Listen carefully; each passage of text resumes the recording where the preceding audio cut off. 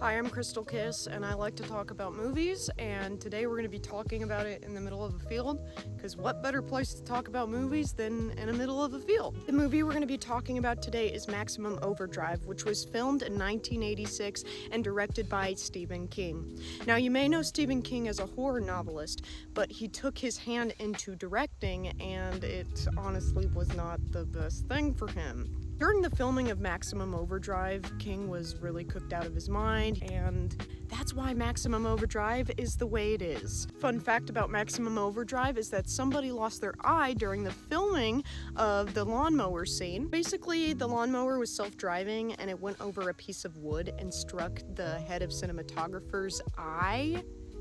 Yeah. Fortunately, he didn't die from it, but he was severely injured and lost his eye. Imagine telling your children, yeah, I lost my eye over Maximum Overdrive. Maximum Overdrive! I mean, it wasn't even like Star Wars or something. Maximum Overdrive? Yeah, so King was crazy and he didn't take any safety precautions, and this was during the time that the 80s was just laid back with the safety protocol. So the premise is pretty self-explanatory. A group of folks in North Carolina are stuck at a truck stop and all the machines come to life. No joke, all the machines come to life. However, the cars seem to not come to life. They just seem to work with everybody. It probably wasn't the case, it probably just was a mishap, but why aren't the cars fighting back? Biggest predator in Maximum Overdrive is the semi-trucks, and you will see during the film that the semi-trucks are the ones targeting this gas station. So the film quite literally drives itself right into it, and we start with a killer scene. We have one of those bridges, I don't know what you call them, but they like open like that where the boats pass through. You see them in Chicago or something like that. And you have cars piled up here, falling down this ramp, watermelons crashing, killing everybody behind them. One standout thing of the movie is actually the soundtrack. Stephen King's favorite band was AC/DC, and Who Made Who is actually an original song written for Maximum Overdrive. Now, regardless of this film being super campy, one of the things that stands out is actually the killings.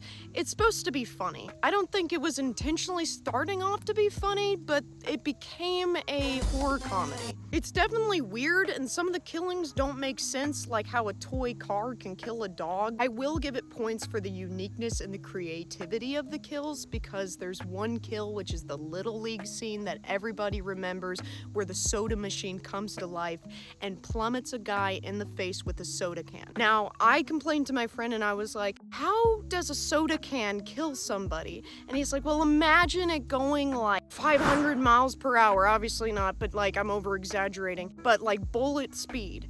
I could kind of see how a soda can kill you. Its weak points are definitely the dialogue. Overall, the story is just kind of flat. There's one character that says, I don't give a ladybug. Who says that? The characters themselves are very two-dimensional, and they don't have a lot of growth or development throughout the story, and I think that's important when you're writing a movie. The main female love interest is just really confusing, and I think Stephen King is also really good at writing stereotypes, because she ends up being like a strong feminist character at the beginning, like, don't touch me, and then all of a sudden she's like, oh, you're really cute, to like the main guy. It really just feels like everybody's there just to be there. Like, it doesn't make sense why they're all there. They're just there. Honestly, there's really nothing to spoil with this movie. I don't even have to give a spoiler warning because it pretty much just lays it out there. The machines are alive, people die, and then some people get away. The end. Honestly, when the third act comes around, I do get pretty excited because it feels like an apocalyptic film.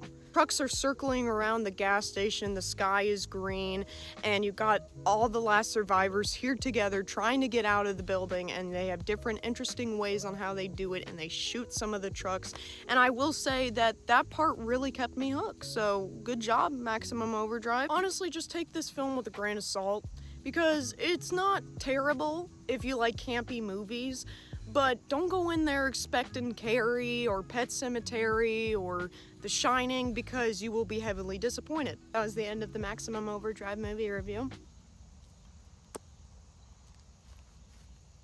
Now I'm lost. I don't know where I am. Okay.